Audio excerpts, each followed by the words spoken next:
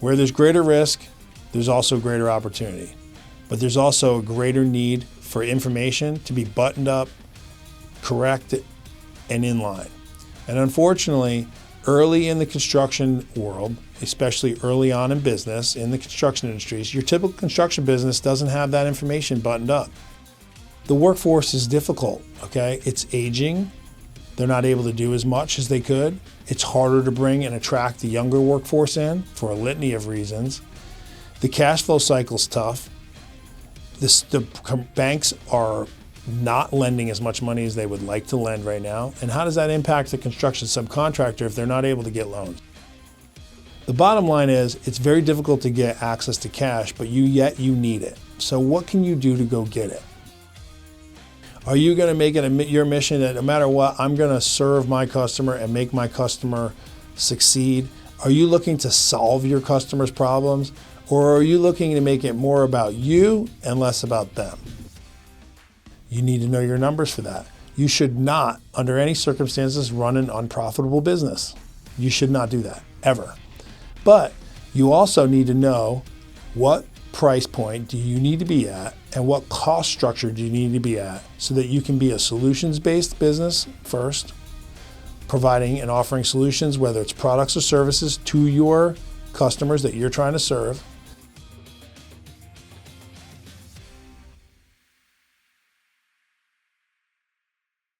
Look, stalled projects, slow payments, an aging workforce, the younger workforce or even the middle-aged workforce doesn't want to show up.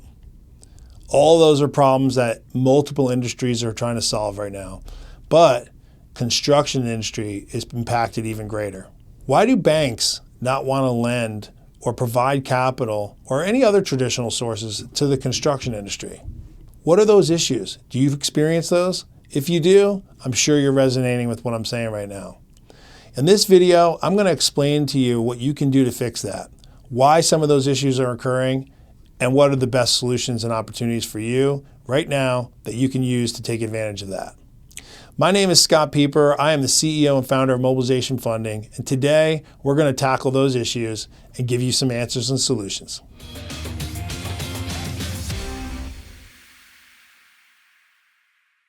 So before I dive into the actual persistent cash flow problem, which we're all aware of, let's talk just first, why don't banks offer the same opportunities for access to cash to construction contractors as they do every other industry, or even most? Look, you guys may not like this answer, but this is the truth. Banks have a really hard time, and other lenders, they have a difficult time trying to assess the risk associated to each individual construction contractor. Also, part of that issue is they're not provided the same information in the same format with the same knowledge level, experience that they're accustomed to, especially in order to make those decisions. Third reason, construction's a big business. We're talking about tens of thousands of dollars, in many cases even more, or even multiple millions of dollars. So there's greater risk. Where there's greater risk, there's also greater opportunity. But there's also a greater need for information to be buttoned up, correct, and in line. And unfortunately, early in the construction world, especially early on in business, in the construction industries, your typical construction business doesn't have that information buttoned up. There are a lot of folks that are out there starting off in the phase, and candidly, I was the same way, where you're starting a business because you're trying to create your own paycheck. Which is a very admirable thing to do, and it's a huge achievement. Quite frankly, 80% of the businesses don't even get there. So there is nothing wrong with what I'm saying. I'm just simply answering the question as to why banks don't want to run in and help every construction industry with a line of credit. So how do we fix that? Well, first, we need to start thinking faster in the cycle of when you're starting your construction business of let's treat it like it's a big business. Let's treat it like the business you want to have 5 years from now, not the business you have right now. And where we need to do that is buttoning up all of your systems and processes with regard to how you run your financial infrastructure, the information you pour into your business, the information you pour out of your business. That includes hiring that accountant early, not to do your taxes, but to create the right financial infrastructure. There's plenty of videos here on our channel here that you can find on exactly how to do that. But for right now, we're going to move and talk about the next and most important thing, which is why are there persistent cash flow problems in construction?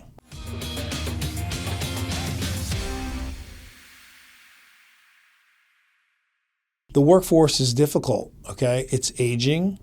They're not able to do as much as they could. It's harder to bring and attract the younger workforce in for a litany of reasons. The cash flow cycle's tough. The banks are not lending as much money as they would like to lend right now. And how does that impact the construction subcontractor if they're not able to get loans? Well, they're not lending as much to the developers either. So if you're doing private projects, they're tougher to get out of the ground. Those projects are tougher to get financed. So folks are looking for other avenues, whether they're government jobs, municipal jobs, city-state jobs, things like that. So it's becoming more and more difficult, and it's becoming more and more critical, therefore, for you to focus on buttoning up all of the financial things that you need to do, as well as how you're going to market your business, how you're going to engage with your customers, and all the things that are going to separate you from your competition, but also, most importantly, let you survive in this world we're in right now, but really quickly start to thrive. Because there's so much opportunity right now amongst the construction industry and the people in it, that it actually is one of the most exciting times to be in the construction industry. When all these problems are occurring or perceived problems are occurring, it gives you all the opportunity in the world to shine. When everything is going perfect, it's much easier to blend in and therefore hide, and it's more difficult to kind of climb out and get where you want to be.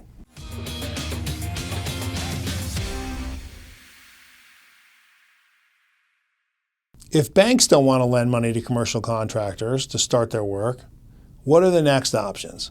So if private projects are down for the reasons I mentioned, then you want to get in and start looking at government projects. However, those need bonds.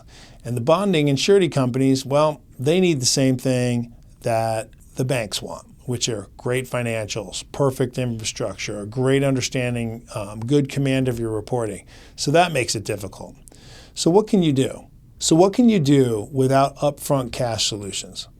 Well, you have to try to look at alternative sources. So you look at friends and family. You look at credit cards. You look at other accesses of credit you can get, other loan programs. You look at different types of microloans. You're attending different summits, events, meetings. You're talking to people, seeing what they can come up with. You also can look at different material financing programs, factoring companies, or you can look at a company like Mobilization Funding, which provides a loan program for construction contractors. The bottom line is it's very difficult to get access to cash, but yet you need it. So what can you do to go get it?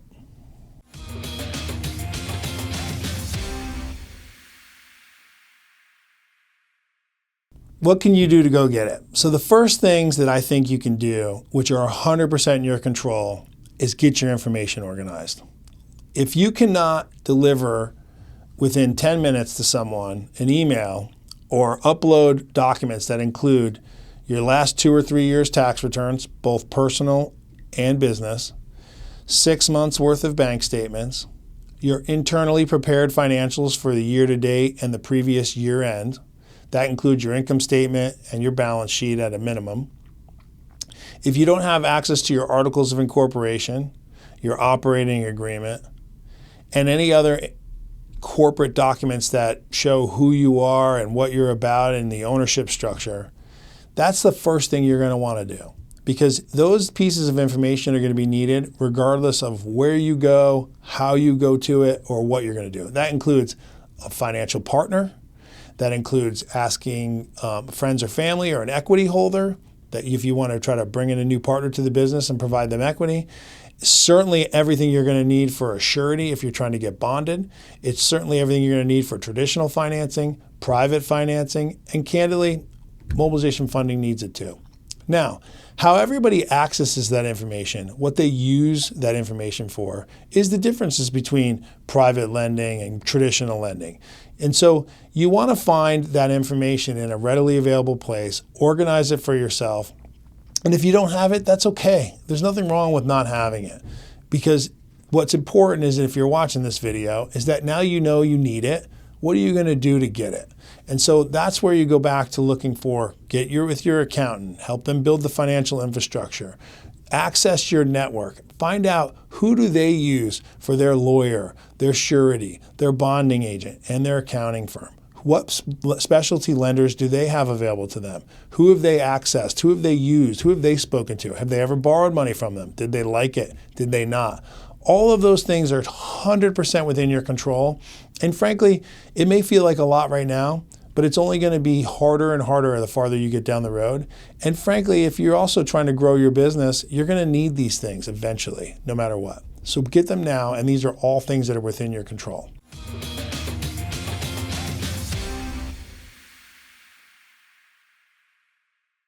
The next thing that's complete within your control, and regardless of where you're at, and this is probably the greatest takeaway from the last 11 or 12 years of mobilization funding that I think are the real separators between businesses that ultimately are very successful and succeed and ones that are not, is how are you going to engage your customer? Are you going to implement certain rules to your team? Do you have a certain set of core values? Are you going to be a performance first type of company? Are you going to be the lowest bid type of company? Are you going to make it your mission that no matter what, I'm going to serve my customer and make my customer succeed? Are you looking to solve your customer's problems? Or are you looking to make it more about you and less about them? Are you looking to think about how you can succeed despite them? Or are you looking at how we succeed together? I know these seem like subtle little changes, but philosophically, if you have the golden rule, as we all know out there, treat others as you want to be treated yourself, do unto others as you want unto yourself. If you think about that golden rule, if you think about how can I help my customer first, how can I serve them, how can I solve their problems, how can I be the solution to the things they need, whether your direct services or products are their solution, or whether you are just solving their problems from your network, your people, your solutions-oriented approach, the folks you know, the people you know, your connections. If you're a solution first to solve your customer's problem type of scenario, you're going to be more successful, or in our experience, we've seen those folks be more successful than less successful. We've seen those businesses grow successfully or even faster than businesses who don't. Are you going to be one that treats your employees first and foremost as your best and most critical resource? Are you teaching and training them? Do you have great safety programs? Are you focused on making sure that your foundation of your business, both financially, people-wise, process-wise, and system-wise, that you can deliver the best solutions to your customers that you're going after? If you're thinking about those things before you're thinking about the price, you will be more successful. Now, the price you offer for your product is important. You need to know your numbers for that. You should not, under any circumstances, run an unprofitable business. You should not do that, ever. But you also need to know what price point do you need to be at and what cost structure do you need to be at so that you can be a solutions-based business first, providing and offering solutions, whether it's products or services, to your customers that you're trying to serve. You're taking care of your employees. They're in a safe environment and they're thriving. And you're teaching and educating yourself along the way as well.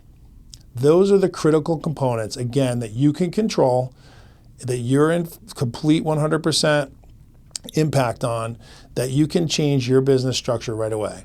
And these are the things that are going to help you get not only traditional forms of lending, but they're going to get you more customers, they're going to get you a longer term growth, and they're going to build you a much more sustainable business. That will provide you less stress, less risk, and provide you the best chance of success.